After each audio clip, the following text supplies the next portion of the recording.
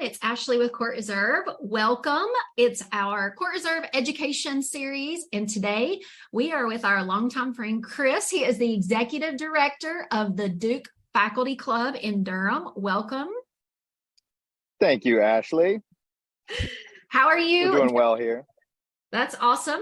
So we're going to have a little conversation about the Duke Faculty Club. It's over in Durham, North Carolina. Tim and I have been Duke fans for years, just even before you were there. So tell us a little bit about your facility. Yeah, of course. Yeah. Well, thanks again for having me on. It's always great chatting with you. So the Duke Faculty Club is located in Durham. Obviously, we're right tucked on Duke's campus, kind of the side of campus. On 45 acres of land.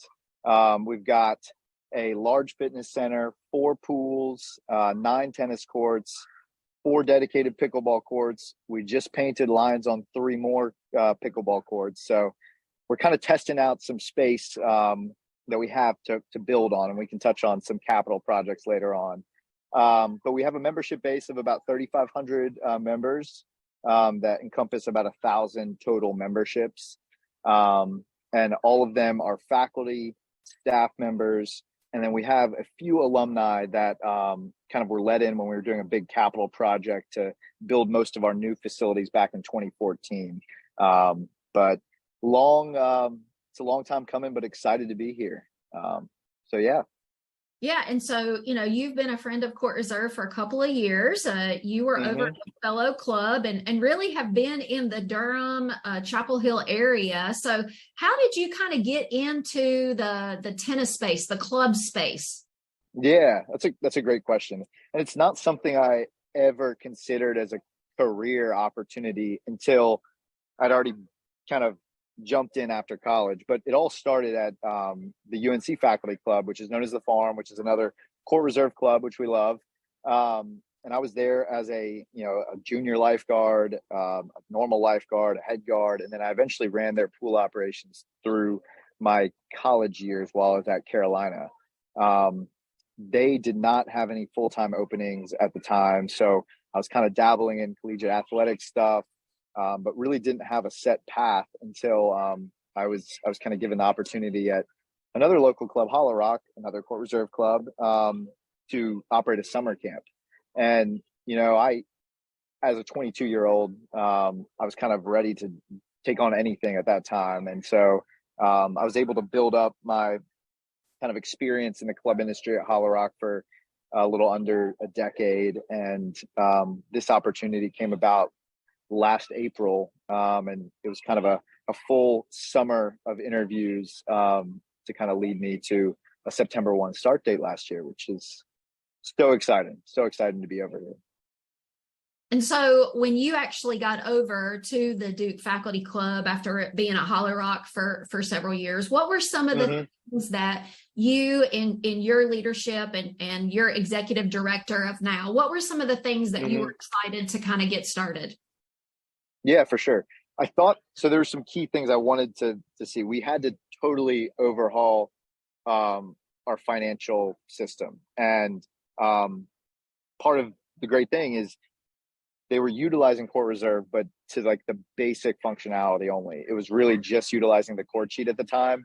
And the board and the staff, I don't think they had insight into the fact that CourtReserve has the ability to have an incredible financial and admin side. And so that was number one. And but part of the issue is we did have to do significant data entry to kind of merge accounts, because there were a lot of people with accounts, but they were only reserving courts and it really didn't have any of their families. So there's heavy data entry that through September and October.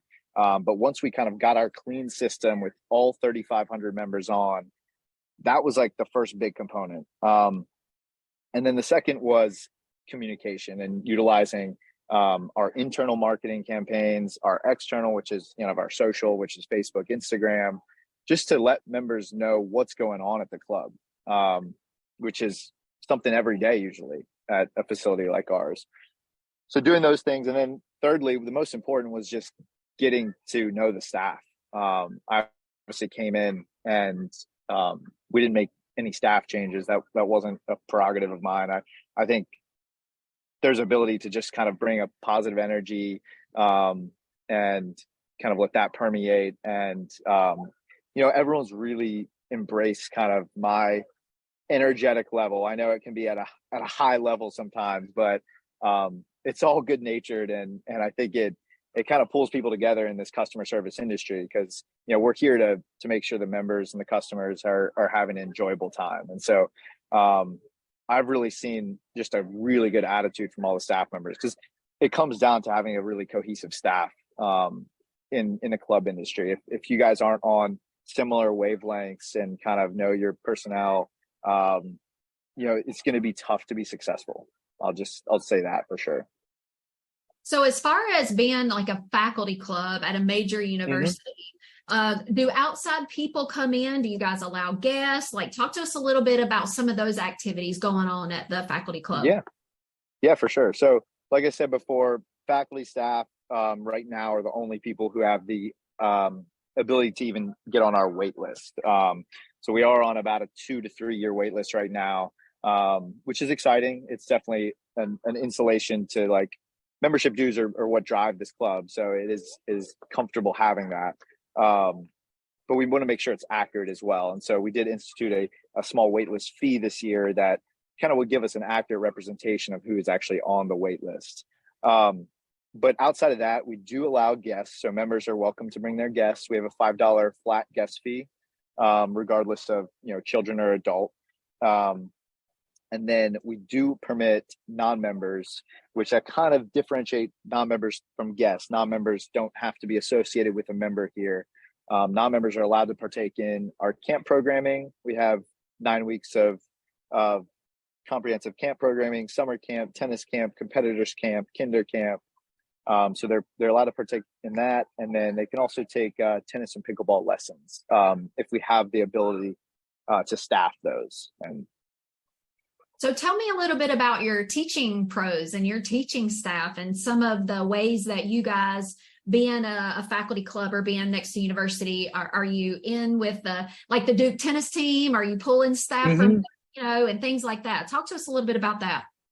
Yeah, for sure. So right now we have 2 full-time staff members on our tennis staff. And then we have 1 part-time pickleball instructor and then a few part-time tennis pros. Like all clubs, we're always in search of more teaching professionals. I think it's industry wide. We're all trying to get more teaching pros in the industry. But yeah, we do have a good relationship with Duke Athletics. It's so ironic. The whole Duke basketball staff came over for a little team building activity this morning on the pickleball court. They absolutely love it. And yeah, but great relationship with Duke Athletics as well. But yes, always looking to add some more teaching pros to the staff and make sure we're kind of rocking and rolling on all the lessons and clinics we have. What are some of the most popular classes, clinics that you guys are seeing right now at the faculty club? Definitely cardio tennis. I've always been big on it's great because it gets multiple different levels out.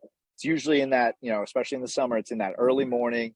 You get your 5,000 steps in, you crush a workout, and you can also fit a few more people in cardio tennis because there's so much movement going on. If you've got 2 instructors, usually we put a ladder in between the 2 courts and they're going through some type of sequence as well. There's usually a game component at the end. I've always been big on a cardio tennis, and it's been successful here this summer too. We're looking to think about some pickleball cardio as well. So we've got some interesting ideas coming down the pipeline. So your junior programs, your red ball, your green ball, how many kids do you have in your summer camps this year? Yeah, so summer camps, we're looking between 30 to 40 on our tennis camp side. Our competitors camp had 15 to 20 this past week as well. And then looking on the summer camp side, we go to around 90, and they're all separated by ages. So they usually have their kind of core group of 15 that they're kind of roaming the club with 2 dedicated counselors as well. So do you guys have any, I'm sure you do, tournaments that you're running at the facility? Do you have some ladders maybe you're running? Like, how do you keep people playing at the faculty club? For sure. I'll touch on tournaments in a second. We definitely utilize tennis rungs for our ladder system. So we had a winter singles ladder. We've got a doubles ladder that was just finishing up in the spring. We're definitely looking to add a late summer ladder going on. But tournament wise, the faculty club definitely has not jumped into that yet until October, and we'll have some great details coming up. But we are partnering with Duke Breast Surgery and the breast cancer kind of support over there, and we are doing a big tournament called Pickle for Pink coming October 21st, 22nd. There's going to be an awesome players party with a pro exhibition on Friday night, kind of combined with our Oktoberfest event. So we are jumping into the tournament game with a big time pickleball tournament, and we are super excited about it. So tennis has been big for years, of course. Do you think at the faculty club that pickleball is going to sneak up on it, or is it going to be neck and neck, or what are your thoughts?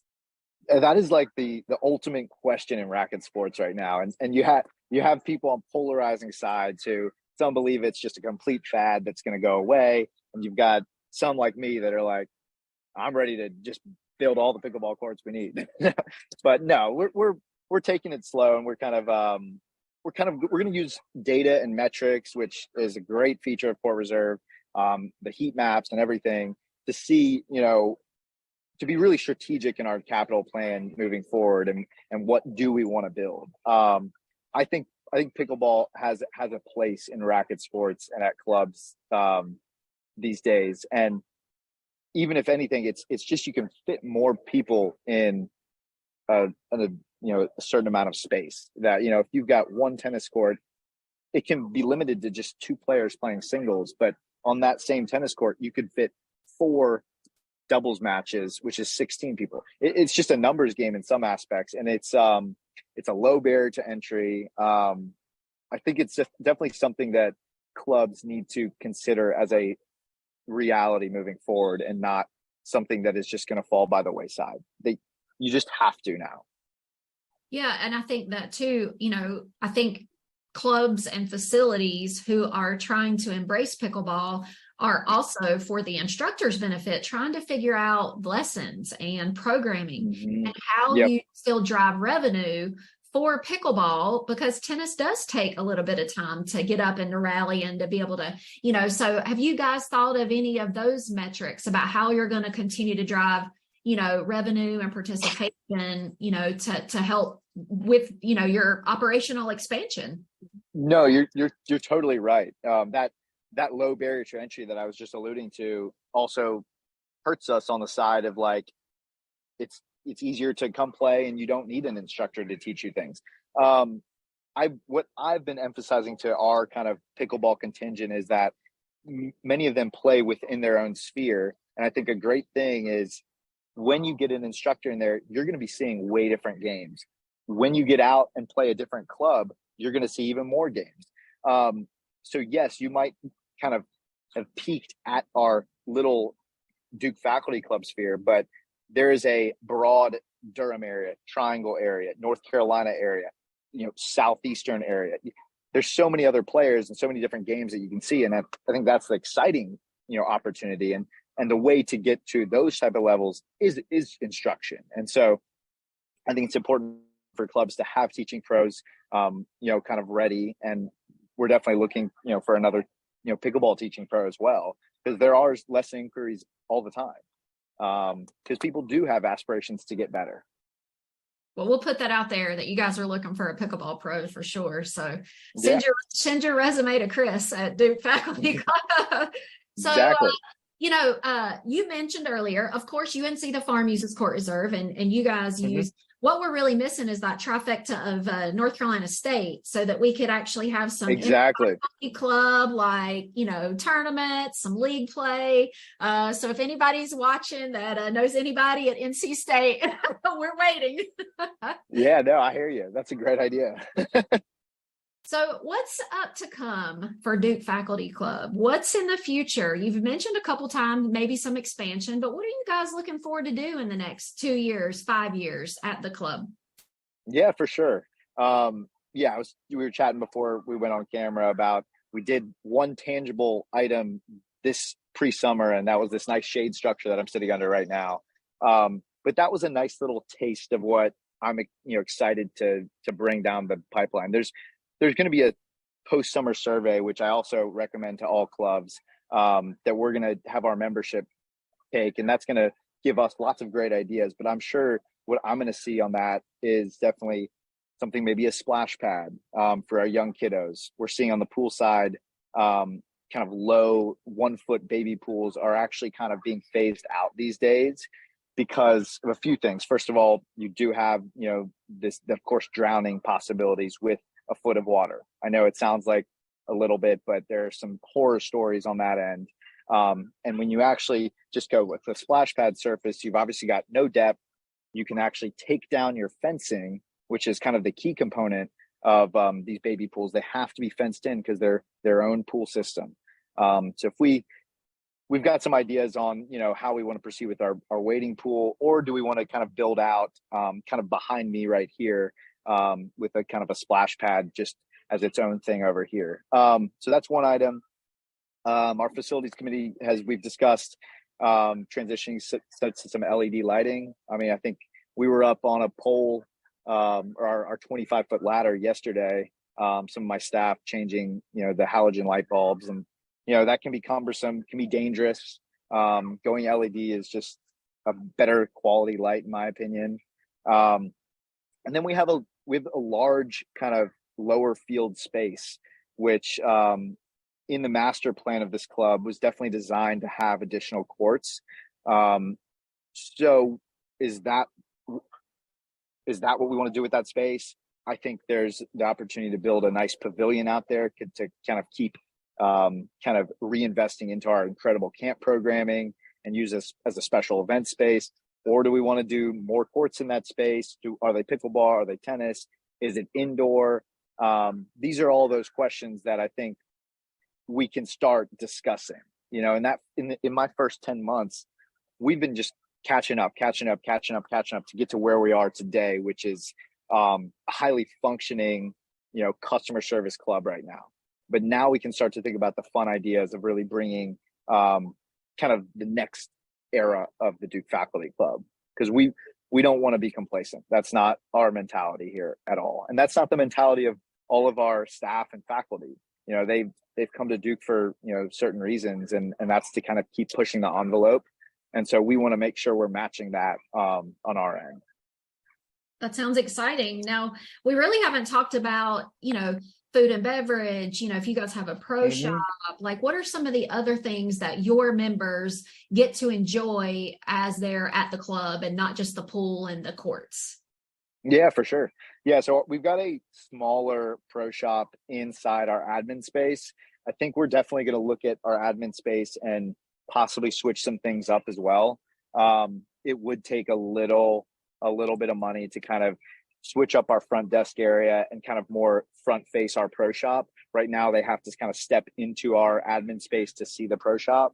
So that's definitely going to be something the facilities committee and I will look at.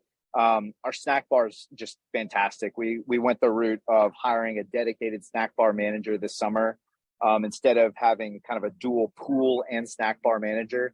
With food and beverage, you really need one person to kind of have their eyes and their hands on all of the snack bar itself and the staff more so. And so I've been just incredibly pleased with the results.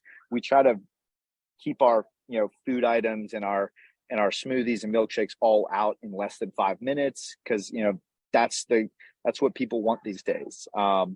There's definitely this, of course, push for healthy options, and we've accommodated those with hummus, carrots, frozen grapes, those little types of grab and go things, rather than kind of the pre-made salads, which you just find they get wasted, which is obviously throwing money down the toilet. And it's obviously just food waste in general is not a good thing to add to our litany of issues. So yeah, the snack bar has just been incredible, and we just kind of pump out high quality, quick options, grab and go for our membership. So from an executive director, and you've been operations director, you've been manager, like over the years, like how do you keep yourself educated as to what other top class clubs, top class facilities are doing? How do you keep up with that? And what advice would you give other people who are maybe looking to get into directorship or club managementship? What advice would you give some of those folks? It's all about your network, honestly. And I'm constantly talking to at least 2 or 3 different, club managers, directors, or, operations people a day. And just, we bounce ideas off each other all the time. And then there's obviously different, club managers associations that you can join, which is actually on my list to definitely do for the fall. Because I think that's a great opportunity to, meet new people outside of your sphere, of course. And then, of course, going to some conferences. I definitely want to get down to a very few conferences this year and kind of collaborate and network as well. But of course, my inbox is always open if anyone wants to chat with me. That's the type of person I am. I'm always game for a conversation. Yeah, we just there's a great new I think it's called the Directors Club. It's where club managers and stuff. Jarrett Trico, do you know him down in Texas? And he put together this thing. I just think, like you said, it's networking and learning from other people in your space. And really, staying ahead of what other facilities are learning, because if they've already learned the hard way, why not listen to them and take some great advice? Exactly. It only helps you out. Don't let your ego get in the way of making sure your club is, stepping, to the next step, don't let your ego get in the way. Absolutely.